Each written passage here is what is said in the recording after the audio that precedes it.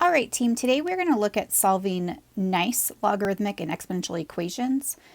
This is going to kind of be a bit of a three-part series. So today is the nice part. The next lesson will focus on log properties and how you can make logarithmic expressions nicer looking.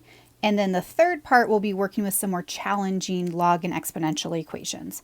So to get started with, we're going to look at some exponentials, and I want you to think about what is true about the domain for all exponential functions. So our domain for all is going to be the real numbers. So from negative infinity to infinity. So as we're going through and checking, we are not going to have any extraneous solutions when we're solving exponential equations, because the domain is all real numbers, meaning we don't have any restrictions on the domain. It's not like we're dividing by 0 or putting a negative number underneath a square root or anything like that. All real numbers work for exponentials. So when we solve and check, we just want to go back and make sure our values, in fact, are what's going to solve the equation. So I want you to take a look at these three examples, and I want you to know that all three of these are exactly the same. They are all the same because our base, whether it be base 3 for the first one, base 4 for the second one, or base e for the third one, the base is the same for each one of these problems. So notice that's three different problems there. So I could pick any one of these to solve, and if 3 to the x equals 3 to the fifth, that tells me that x has to be equal to 5 because I have the same base. So then the exponents are going to need to be equal. So we can simply set x equal to 5 and we have our solution. And so notice that's going to be the exact same for these other two. I don't care how nice like a base of 4 is or how ugly with a base of e. That doesn't make a difference. It just matters that the base is the same. So if you get something that's a little bit crazier, say one of these, again, these are all three of the exact same problems. So why don't we maybe work with the e one? If I have the exact same base, again, don't care what it is, it's the same base, you can set whatever the exponents are equal to each other, and then you can solve this equation. So I would start by taking away 2x from both sides. And then that tells me that my x value is going to be equal to negative 7. So when I do a quick check, I can plug in, is e to the 7th equal to e to 2 times negative 7, whoops, sorry, e to the negative 7, is that equal to e raised to the 2 times negative 7 plus 7th power. So is e to the negative 7 equal to e to the, let's see, that's going to be negative 14 plus 7, which will give me negative 7 as the exponent on both sides. So that would be more of the check that we're looking for, just to make sure that we did our algebra correct. Again, we don't have to look for extraneous solutions when we're dealing with exponential equations. So this is our equivalence property of exponential expressions. So this would be in your vocabulary for this unit. If b, x, and y are real numbers, and we still have that same restriction, b is going to be positive and not equal to 1, then if we have things with the same base, that tells me that x and y have to be equal to each other. And that's what we just proved with those first two examples. Now, they can get a little bit crazier. What if we have something like this? 4 raised to the 2x minus 3 power is equal to 16. These are not raised to the same base. One is a base 4, one is a base 16. So you want to see, is there something that we can do to be able to maybe kind of just rewrite one or both of the sides so that they are both raised to the exact same power. So if we look at our bases of 4 and 16, this actually works out pretty nicely because I could rewrite 16 with a base of 4. So this one, I don't have to manipulate the left side at all, but notice I didn't change anything. This is the exact same equation, but now I've written it where the bases are the same, so then I can take the exponents and set them equal to each other. So 2x minus 3 equals 2 is secretly the equation that you have to solve. So we'll add 3 to both sides, and then let's divide by 2. So x equals to 5 halves would be your solution here. All right, sometimes they can get a little bit tricky. If I have 27 as a base on one side and 1/3 as the base on the other side, I do need to get a little creative here. And this really helps if you kind of are familiar with a lot of the different powers and the patterns within the powers. So this part is probably going to be the hardest part, is just getting them rewritten with the same base. 27 and 1/3, I can rewrite both of those with a base of 3. So I could rewrite 27 as 3 to the 3rd power. I'm going to move my equal sign. I need a little bit more room here. So 3 to the 3rd is still 27. So notice again, I'm not doing something to one side that I would ultimately have to do to the other side. I am simply rewriting 27. And then on the right hand side, 1/3, I could rewrite 1/3 as 3 to the negative 1st power. So that's my trick here, is just looking at 27 and 1/3 and thinking about what base could I use to rewrite both of these so that I can get them down to the same base. Now, this looks a little bit ugly still, so I might rewrite this a little bit. Remember, when you have a power raised to a power, that exponent property, then you can go ahead and multiply those two exponents together. Power raised to a power is when we multiply the exponent. So I could rewrite this left-hand side as 3 raised to the 3rd power, and then that would be times the quantity 2x plus 5. And then same idea on the right-hand side, 3 raised to the negative 1st power. And then that would be multiplied by that 2 minus 5x. So then this is actually the equation that I'm going to be solving. It took a little bit of work to get there, but once you're there, you have a really nice equation to solve. So I'm going to start by distributing my 3. And then I've just got some solving to do. I'm going to move my x's first. I like to isolate my x's. So I'm going to subtract 5x from both sides. And then I can subtract 15. So it looks like x equals negative 17. To check this, I would probably just leave it as is, like go back to my original problem. And this is something you could use your calculator for if you wanted to check. So I would take 27 and I would raise it to 2 times negative 17 plus 5, and whatever that is. And then I would compare it to raising 1/3 to 2 times negative 5 times negative 17. And those two values should be the exact same thing. That's how I would go through and do a quick check just to make sure I didn't mess up, somewhere along the way here with my algebra. All right. Being comfortable with square roots and cubed roots and how those relate to their equivalent exponential is going to be really important here. Recall that when you have the square root of something, it's like if this problem was the square root of 5, the square root of 5 secretly has some numbers that we're lazy and we don't write. 5 is really raised to the 1st power, and then the square root has an index of 2, and we're just lazy and we don't ever put it there. If we see just that regular root sign, it is assumed to be a square root. So something that looks like this, the square root of 5, could be rewritten as 5 to the 1/2 power. So if we see something like the cubed root of 5, how could we rewrite that with an exponent? Well, that 5 still has an exponent of 1. We're just lazy and we don't write it. And now since we're taking the cubed root of something, we do have to put the 3 there to let the reader know that this is in fact the cubed root. So this would be equivalent to 5 to the 1/3 power. So if I see this side here, then the cubed root of 5, I could rewrite that as 5 to the 1/3 power equals 5 to the x. And then notice I do have the same base, so then I can just set the exponents equal to each other. So this one, even though it looks tricky, was probably way nicer than a lot of the last several examples in terms of like the amount of work. All right, let's look at one more like this, getting them into the same base. So 27 and 9, you might think that 9 times 3 is 27, and that's great. Couldn't I just do that? Well, no, because I need to write them with the same base.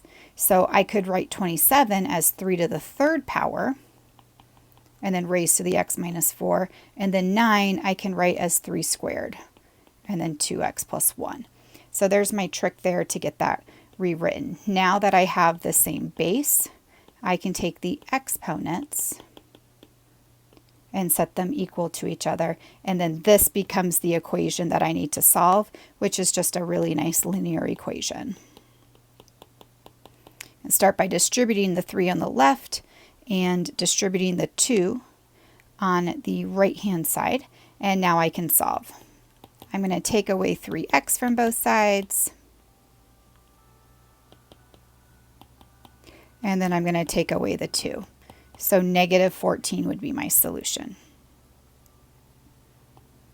All right, let's take a look at some log equations. So what is true about the domain for logarithmic functions? Well, for the log functions, our argument, so what you are taking the log of, so the argument needs to be greater than 0. So what we're going to be checking for when we solve a log equation is whatever I get for my x value, when I plug it back in, I need to make sure I am taking the log of something, a number that's bigger than 0. So just like we started out with the exponentials, I have 3 equations here, and these 3 are completely identical to each other in terms of what our answer is going to be. Notice the only thing that's different here is we have a different base. So all of these bases here are the same. So we have base 3 for the first one on each side, base 4 for the second one, and then if you see natural log, those are just base e. So we do have the same base for each of those.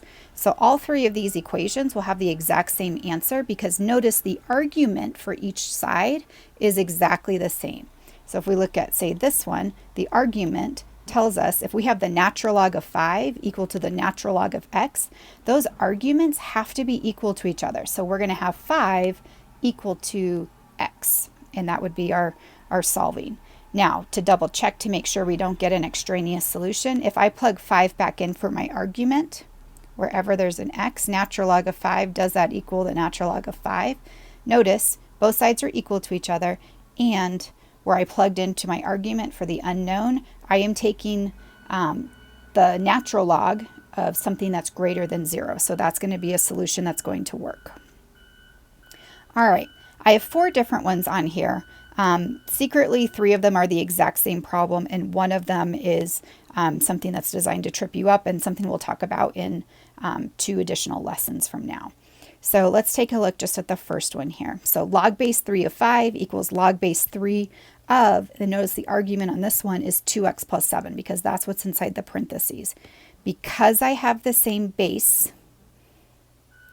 I can set whatever I'm taking the log of equal to each other. So this is secretly the equation that I'm solving. If I take away 7 from both sides, I get negative 2 equals 2x. So that tells me that x is going to equal negative 1. Now, that negative 1 value is smaller than 0. It's a negative number. That's not where I'm checking. I'm checking where I plug it back in. If I do 2 times negative 1 plus 7, I'm going to clean that up, and it looks like I get positive 5. So I am now taking the log of a positive number. Sorry, that 5's a little bit off to the side there. So log base 3 of 5 equals log base 3 of 5. So that tells me that x equals negative 1 is in fact a solution.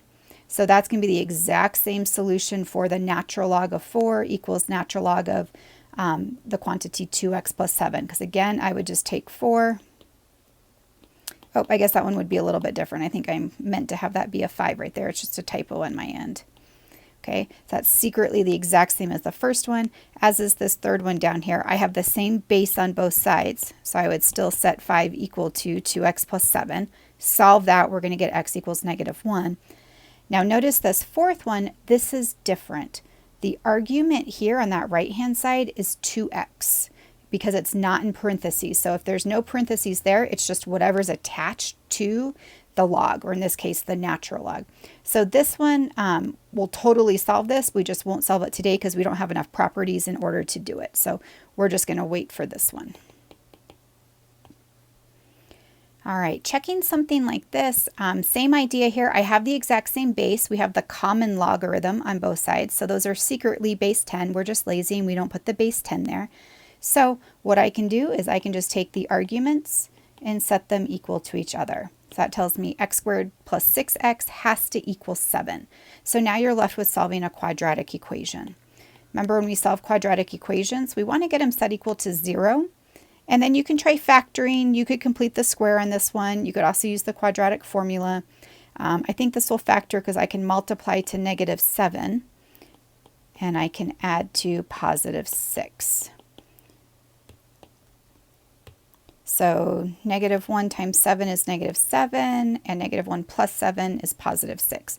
So solving both of these tells me that x is going to equal +1 or -7. So I could have two solutions for this particular log equation, but I do need to go back and do my quick check. Again, I'm looking to see if that argument remains positive.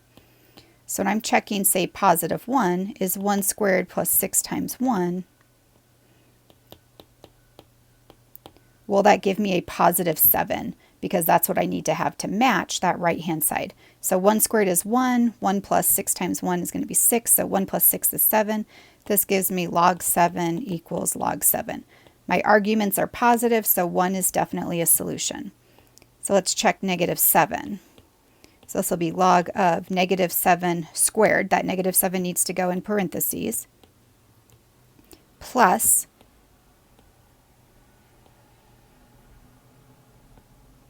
I don't know why that's doing that. Okay, so plus 6 times -7. And does that equal log of 7? So -7 quantity squared is 49. And then 6 times -7 is a -42. So that is what I'm taking the log of. And 49 plus -42 would give me a +7. So that gives me two sides that are going to be equal to each other. I kind of ran out of room to write that there, but simplify that left-hand side gives me log of +7 equals log of +7 on that right-hand side.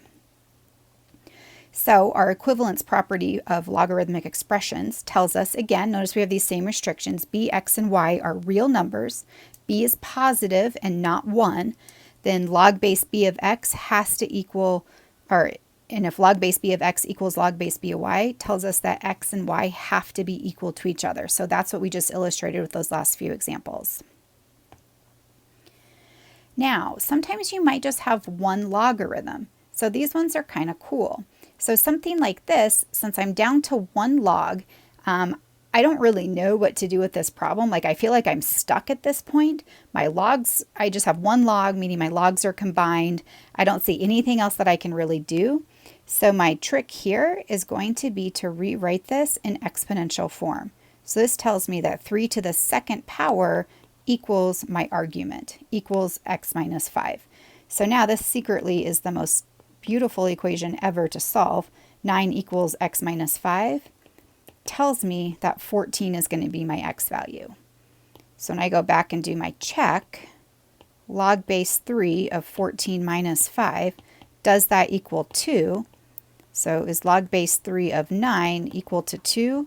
Well, it sure is, because I can kind of rewrite this. 3 to the 2nd power equals 9. So that tells me I have a true statement there, because 3 squared is in fact 9. Now, it doesn't really make a huge difference what the base is. I am going to get a different answer if I'm going to be working with natural log, because instead of base 3 in the previous example, I'm going to have base e. And my brain really likes to see that little e in there, because that helps me complete my little cycle here. So I can do e to the 2nd power equals x minus 5. Now, e squared, that's going to be some number. You're welcome to figure out what that is in your calculator. I'm going to keep this exact. So what I'm going to do is I'm going to add 5 to both sides. So I would get e squared plus 5 is equal to x. And again, if you wanted to figure out what that approximation is in your calculator, great. But e squared plus 5 is going to be the exact answer to this particular equation. All right, let's take a look at this one. Definitely looks a little bit funky, looks a lot harder. There's a lot more stuff going on with this one. So what I want you to take a look at here is, can we kind of make this look like some of the previous ones? Like I notice I have a minus 2 on the end here. So what if we added 2 to both sides?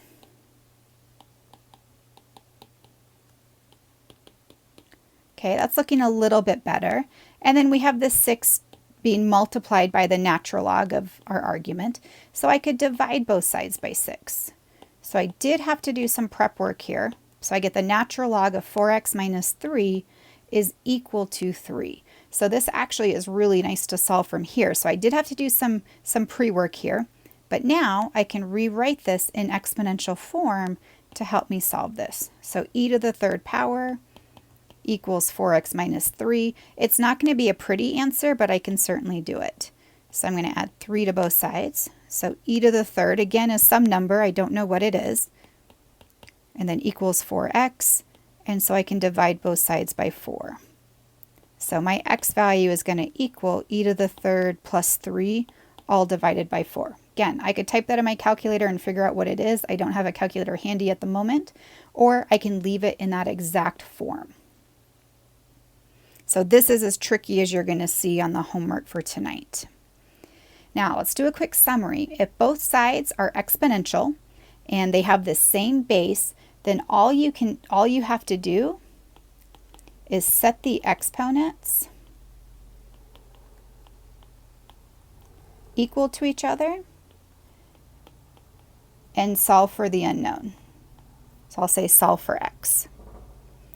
If you have both sides are exponential with different bases, you need to get creative, and you do need to be able to rewrite each side so the base is the same. Then do what you did up here. Set the two sides equal to each other and solve for the unknown. If both sides are logarithmic with the same base, well, then you're going to set the arguments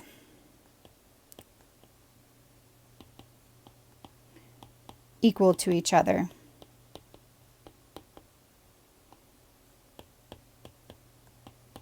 And solve for your unknown. So the argument is what you are taking the logarithm of. And that just works if the logs have the same base.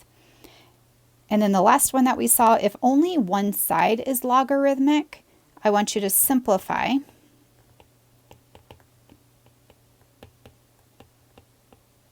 to log base b of x equals y if necessary. Sometimes you'll need to do it, sometimes you won't. And then you are going to rewrite, and it's equivalent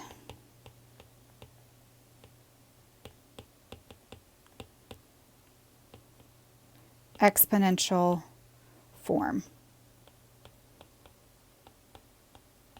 and solve for the unknown, solve for x.